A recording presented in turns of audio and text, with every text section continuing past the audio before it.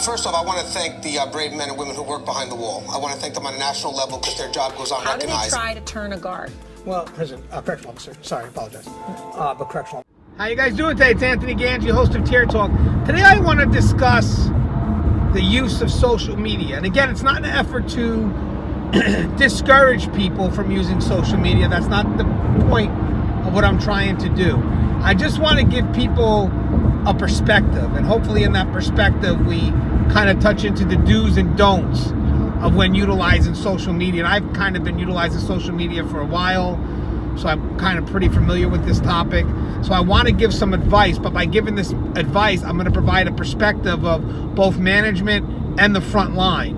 And I think it's very important, especially after recent events. And I'm talking about the Feeling Cute Challenge. So when we come back from our sponsors, we're going to talk about the do's and don'ts of utilizing social media. Now, guys, if you haven't, the show Tier Talks for you, brave men and women that work in corrections. So please subscribe, interact, engage, comment, hit that bell. That bell's going to notify you every time I post up a video. All right, so we're going to go to our sponsor, and when we come back, we're going to talk a little bit about utilizing social media. I wanted to attend a university that had an intelligence program. I wanted to look at problems different. I wanted to increase my critical thinking abilities. AMU offered those avenues to expand. Obtaining your degree as an adult, you're actually paying yourself and investing in yourself. You can't put a dollar on it, it's priceless. It's something that can never be taken away from you. American Military University. Learn from the leader. Thank you guys for listening to our sponsors. You know, we talked about the Feeling Cute Challenge a couple of days ago. This gentleman, this good officer, is less than a year on the job, made a foolish mistake, admitted to making a foolish mistake, and he seems like he was punished twice for it. Once was a letter of counsel, the next was a removal. And that's what he's telling me, plus he showed proof by forwarding me the 2 letters. When this video went out, he got pretty good support from the front line. A good percentage did say that the removal wasn't warranted, too extreme. Some percentage did say the removal depends on the situation. And then there was a very low percent that said that he should have been removed. So that was actually very beneficial for him. The front line believing that it was extreme to go to that effect, to remove him for a silly post, knowing that he probably didn't mean it. Again, he was in uniform, said he was feeling cute, and something to the effect, may take your homeboy to the home, right? So a lot of people thought that, this guy was joking. He didn't mean, what he said. And unfortunately, he put the photo in a secured Facebook group, and unfortunately it traveled out of that Facebook group. Guys, we have to be careful who trolls our stuff, because sometimes we have people in our own groups that are giving it to these, some of them case these prison channels, because I was watching a video from After Prison Show, and someone from the group, Correctional Officer Lives, is the one that gave him a hold of these pictures. Now, officers have lost their job, I believe some in Texas, Missouri, and then maybe even Georgia, or at least there's an investigation going on there. So it is a concern. Now, after this happened and people saw the polls and they saw that Frontline was supportive, I did have emails on the side saying, hey, Gange, as management, what would you do? Do you agree with the removal? Do you agree that the removal could be justified?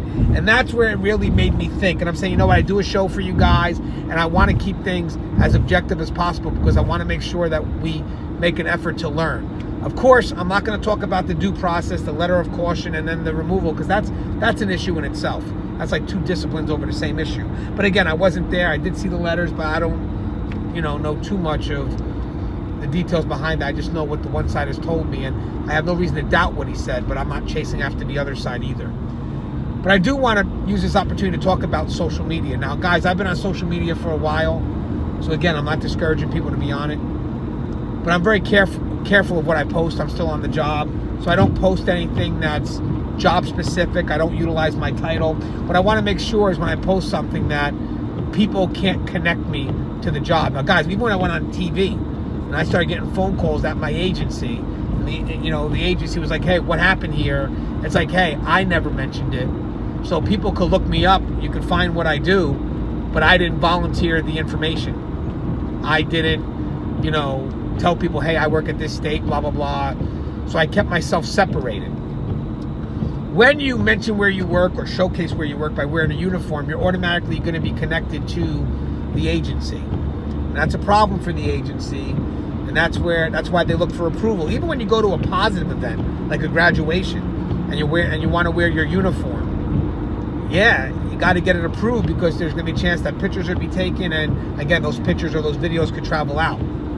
So again, the people, like maybe the public information officer, they want to be in the know. So again, you get it approved. Usually they approve a function like that. But again, you still make the effort and cover yourself just in case. Because if you don't, they'll get you. Now, a lot of agencies don't have social media policies. I believe some of them are developing them as we go. But most of the time when you mess up on social media, there still could be the professional misconduct that may fall under that. So again, all because you don't have a social media policy may not mean you're in the clear, because you still have the professional misconduct, and we are held to higher standards. But when you wear that uniform and you present something that really, even if it's a joke, you shouldn't be doing, sorry guys, the agency's going to get you automatically, because you're wearing the uniform, and even though you may not think you are, you're representing the agency. Even when you're not, you're held to higher standards. I mean, I know people that may write down something foolish, but when they write down something foolish, even if it's a joke and it comes off as being biased towards one side or the other, the agency may get some push from the public that may not be comfortable with you in that position. And the agency may look to push you out, because the public may be saying, hey, this guy's got to go. We don't trust him in that position or her in that position because of this joke they said about the inmates, even though we know it was a joke. Sometimes the agency may stand by your side if you have established a history where you don't have a discipline, you never misuse force, you just have a very good record, and you did something foolish. So imagine you have someone that's 10, 15 years on the job and doesn't have a disciplinary history, they're just a good officer, and they wind up doing something foolish. The agency may say, well, you know what, we know this isn't him. They may lean on that person's work history and say, you know what, you can tell this person doesn't act that way. We'll settle it and we'll deal with it. Maybe just a letter of counsel or some form of discipline, just to show that they reacted, they did something, but it may not be the removal. When you don't have a history to lean on, it becomes a little bit different. That's why you have those probationary periods, because you really haven't developed something for management to lean on and say, hey, this ain't this person. Why? At this point when you're new, I don't know who you are. You haven't established a history yet. So now it's harder for me to lean on a history that doesn't exist. So the concern here is, let's say one day you do get in trouble. You do something foolish. People are always going to lean back to that first picture and say, hey, you knew this person was going to mess up or do something foolish because they posted this, a month ago or a year ago. And unfortunately, it sets a bias. And the public will push for that person's removal when they feel that you're not, they have a fear that you're not going to do the job the way it should be done. So sometimes what happens here is that the agency, and again, you guys can comment on this, feel free, I'm giving my perspective, but sometimes the agency may say, you know what, let's remove the person and have them fight for their job. When they fight for their job, and let's say they do get the job back, the agency can say, hey, we didn't put them back, the courts put them back, and it kind of alleviates their sense of liability in case something happens. But the concern here is that when you say something, even though jokingly, like you have here with this challenge, I mean, some was even going so far as gassing the inmate, it creates a bias, and the public starts to question your ability to be effective at your job and to be effective in a fair and consistent manner. And they're gonna push on the higher ups. And God forbid something does happen with you later on down the line and the department didn't commit to an action at the prior step when you did something foolish, that's going to be brought up again. And the department's going to be held liable for not committing to an action. And sometimes that action could be as extreme as a removal. So, again, do I think the removal is justified or not? It's hard, because when you look at things from both perspectives, yeah, I can understand it was rather extreme. But then I can also stand the other perspective where if something was to go wrong later on with this officer, that picture could be used against the agency. So it's a very tough call. It's not something that's easily answered, but I felt that it would be fair to present both sides of the coin, because I do have people that follow this channel that are in higher level management, and if they were given the same position, they were actually in agreement with the removal. However extreme it may be, they were looking at the removal as a way to alleviate liability, but still hoping that, hey, I'll remove him, but hopefully he fights to get his job back and they give him their position. But again, that's to alleviate the liability from the agency and push it on the court that the person won the position. Again, we talked about an officer having more time in, and then agencies say, well, I may stand up next to him. Again, because they have 15 years in or 10 or 15 years in, they've never done anything wrong, I'm going to lean on that. Person didn't have a history of ever doing anything foolish. They did this thing foolish, so I'm going to push on their established history and maybe give them a little bit less severe of a discipline. But when the person doesn't have that history to lean on, it becomes a concern as, can I really trust this person to be effective later on? What has it, what history does this person have with the department? It's just not enough established. And again, we're talking about the probationary period. Plus, you also have to think about it from the safety. There's a lot of people that got mad over these photos. I mean, you have a channel right now, After Prison Show, that, had a leak, knew someone that was in these secured correctional officer groups. And they were able to get the information back to the After Prison Show, and it gets people angry. So we take it as a joke, but they take it as, no, this is our life, and that's offensive, and, I don't feel comfortable, knowing that this officer is going to be protecting me. My family's not going to feel comfortable knowing that this officer is going to protect me.